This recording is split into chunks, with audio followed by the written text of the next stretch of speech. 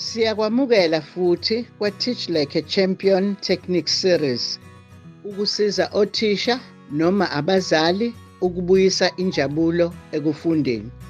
Ukuhlangana kokuqala phakathi kathisha nomfundi kubalulekile ngokuthi kulungiselela kahle isifundo.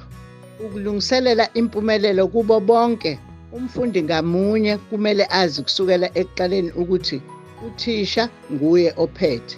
Uthisha uyanibona, uyanazi. Uthisha uyanithanda futhi uyanamukela, kanti nesifundo sizoba nomdlandla. Eyodwa yamatekhniki ebalulekile yokuzuza lokhu i-threshold. Ekufundiseni nasekufundeni, i-threshold isho ukuqala kwesifundo lapho uthisha nabafundi bebonana okokuqala. I-threshold technique ngokulula isho ukuthi hlangana nomntwana ngamunye umbingelele, uma kwenzeka umbize nangegama ekuqaleni ngqa kwesifundo.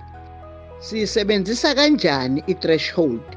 Kunezindlela eziningi zokusebenzisa le technique kuye ngokuhlukana kwezimo.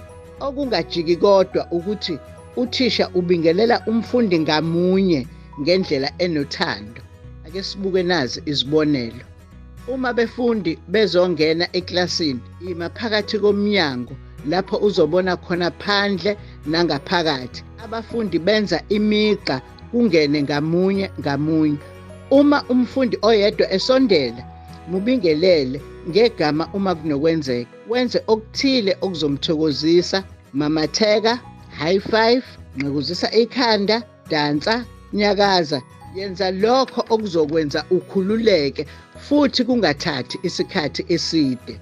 Sebenzisa ithuba elincane ukubheka abafundi abambalwa ukuze babone ukuthi uyabanakekela.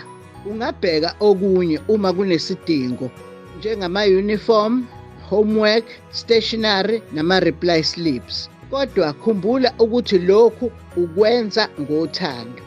Uma abafundi sebevele beseklasini uma ufika, ungabacela ukuthi baphakame noma bahlale baqonde bese uphinda lezi stepisi ezingenhla, uhamba ngemigqa ngemigqa, ngamaqoqo ngamaqoqo, ubingelela umfundi ngamunye. Uma ikhona indawo yokuzungeza, ungasebenzisa u-high five, ukuthintana ngezindololwane noma imiphi eminye iminyakazo. Uma kungenzeka, qinisekisa ukuthi uyambuka umfundi ngamunye bese uyamamatheka no-high five osemoyeni. Lezi zenzo ezincane zithumela umyalezo onamandla kumfundi. Ngiphethe, ngiyanazi, nibalulekile, nesifundo sethu sizohamba kahle. Khumbula ukuthi abafundi uma bezibona bevikelekile, bamukelwa kahle, bebalulekile, kunokuqiniseka ukuthi bayalalela, basebenze ngokuzikhandla, bazimisele nangokufunda. Uzoyisebenzisa kanjani i-threshold technique esifundweni sakho esilandelayo?